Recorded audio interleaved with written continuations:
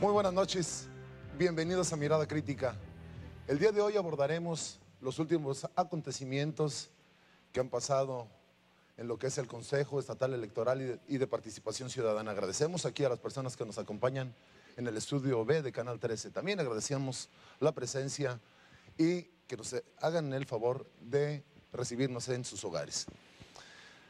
Para iniciar tenemos aquí, y agradecemos que hayan aceptado la invitación, a la licenciada Marbella Punzo Vargas y al licenciado Óscar Calixto Sánchez. Ellos dos son de las personas del grupo que impugnaron la segunda elección que llevó a cabo el Congreso del Estado. Tenemos también la presencia del licenciado Jorge Chesal Palau. Él es especialista en la materia, podemos decirlo así, porque desde el primer consejo que se organizó en 1992 fue el director jurídico. De tal manera que, bueno, vamos a iniciar esta plática, no sin antes presentarles una cápsula que estuvimos grabando entre toda la ciudadanía acerca de lo que es el CEPAC. Tenemos también algunas opiniones, tenemos algún antecedente de lo que es el CEPAC. Pero antes les quiero dar el teléfono, el 822-1811, para que usted se comunique, llámenos, participe, por favor. Vamos a ver esta cápsula de lo que es los antecedentes del Consejo Estatal Electoral.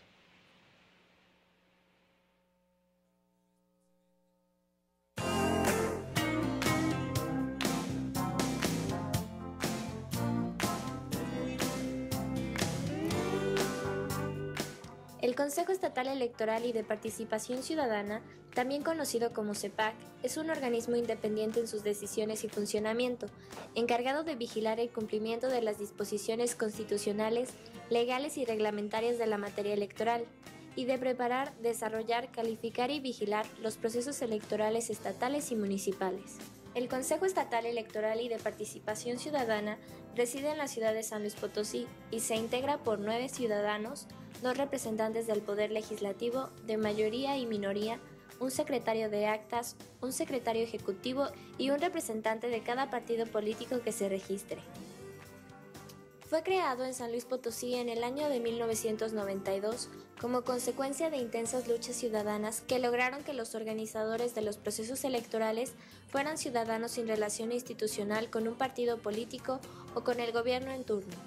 El 23 de noviembre de 1992, en la Sala de Gobernadores de Palacio de Gobierno, Gustavo Barrera López, en su carácter de secretario general de Gobierno, tuvo a cargo la apertura e introducción del acto en el que el Consejo Estatal Electoral se constituía como organismo ciudadano, entre otras cosas. El Consejo vigilará que los principios de certeza, legalidad, imparcialidad, independencia, objetividad y equidad guíen todas las actividades de los organismos electorales. El patrimonio del Consejo se integra con los bienes muebles e inmuebles que se adquieran o destinen al cumplimiento de su objeto, así como con las partidas que anualmente se señalen en el presupuesto de egresos del Estado. Para las elecciones del 2012 se planea que el CEPAC, el Instituto Federal Electoral y los representantes de los partidos políticos se reúnan para analizar distintos temas relacionados con los preparativos de la jornada electoral de julio del 2012 y que dará inicio en la primera semana del mes de octubre de este año. El consejero presidente Fernando Navarro ha informado que el organismo electoral trabaja de lleno en las diversas actividades de planeación del proceso electoral, con el objetivo de garantizar a los ciudadanos certeza en la organización de los comicios por venir. En esta semana, consejeros ciudadanos del Consejo Estatal Electoral y de Participación Ciudadana sostuvieron una reunión con representantes de las distintas cámaras empresariales y colegios de profesionistas de San Luis Potosí, con el propósito de analizar estrategias de acercamiento con la ciudadanía que permitan cuidar el proceso electoral en distintas regiones del Estado, promover la participación ciudadana y el debate de altura de los partidos políticos y candidatos.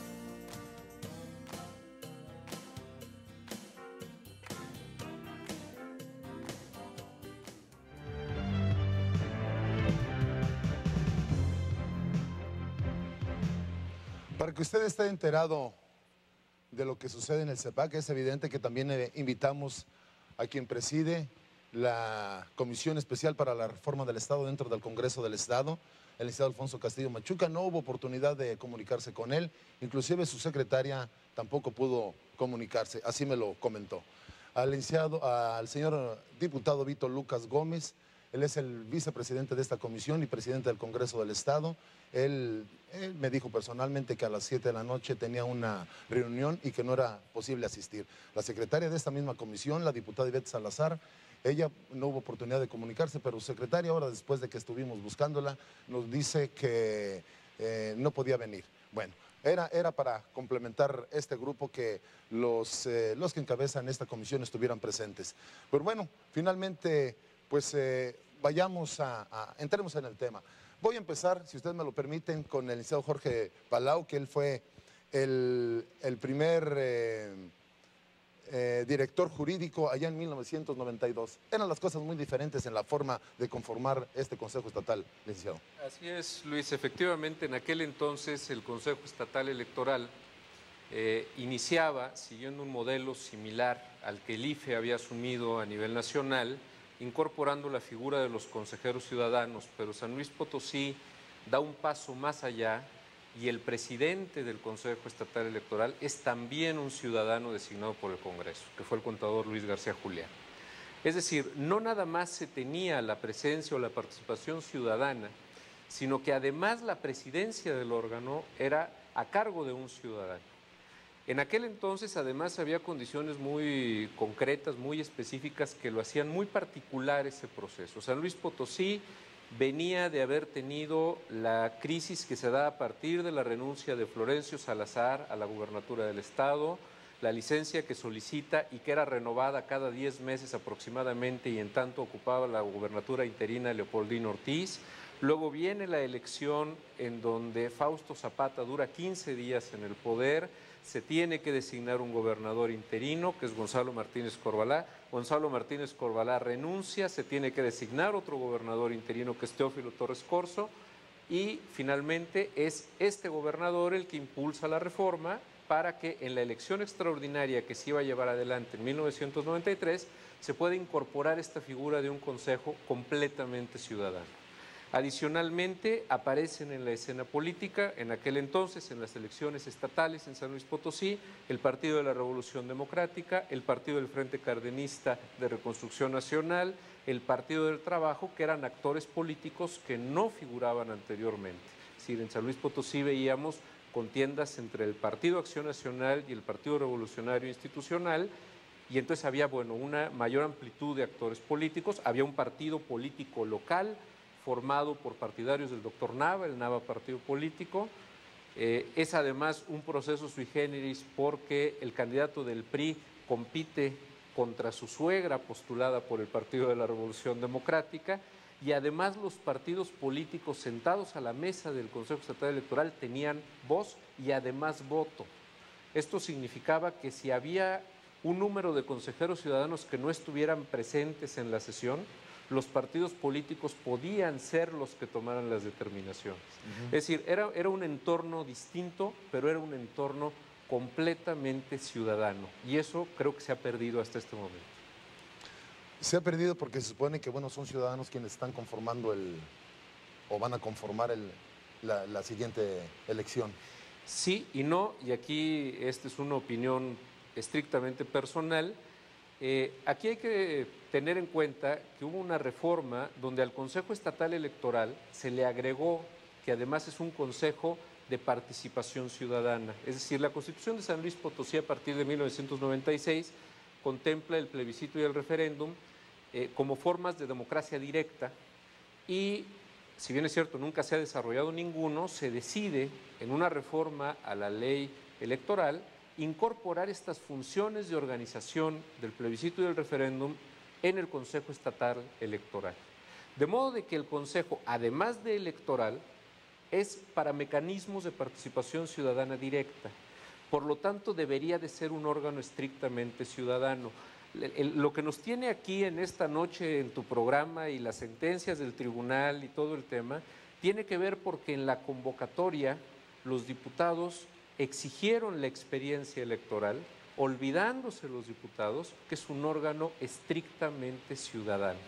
Es decir, los mismos diputados restringieron la posibilidad a un gran número de ciudadanos de poder participar en el proceso porque requieren que tengan un conocimiento de una materia que convierte a un consejo ciudadano en un consejo técnico.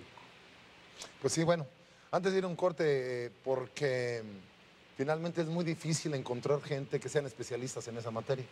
Bueno, lo que pasa es que la experiencia o el conocimiento en materia electoral se puede adquirir de muchas formas.